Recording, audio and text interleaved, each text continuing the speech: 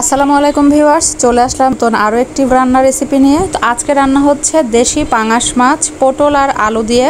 তো রান্নাটা কেমন করলাম আর রেসিপিটা একদম দেখে নিন। আজকে হচ্ছে রান্নার জন্য আমি মাছগুলো আগে হলুদ এবং মরিচের গুঁড়া আর পরিমাণ মতো লবণ আর তেল দিয়ে মাখিয়ে নিলাম। কড়াইতে এখন আমি পেঁয়াজ তেজপাতা দিয়ে দিয়েছি এটা ভাজনা দেওয়ার জন্য। আর আমি প্রত্যেকটা তরকারিতে চেষ্টা করি ভাজনা খাওয়ার। এই ভাজনাটা কি জানতে হলে অবশ্যই জননীস কিচেন ভ্লগে চলে যাবেন, ওখানে এর রেসিপিটা দেওয়া আছে।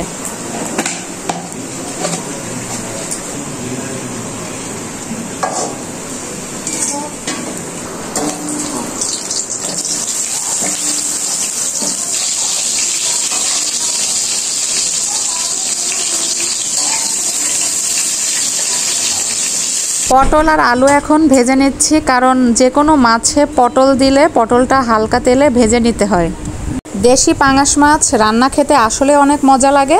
আর রান্নাটা কেমন হলো অবশ্যই আমাকে কমেন্টে জানাবেন।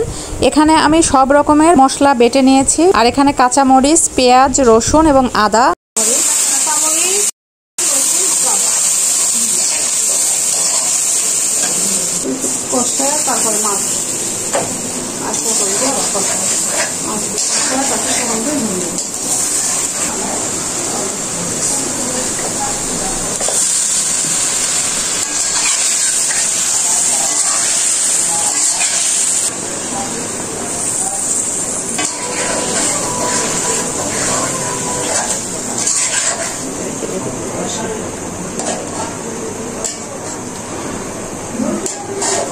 তরকারি চুলায় দেওয়ার আগে আমি যে ভাজনা তুলেছিলাম সেই ভাজনাগুলো এখন পাটায় বেটে নিচ্ছি। আর তরকারি নামানোর আগে এই ভাজনা দিয়ে তরকারি নামিয়ে নেব।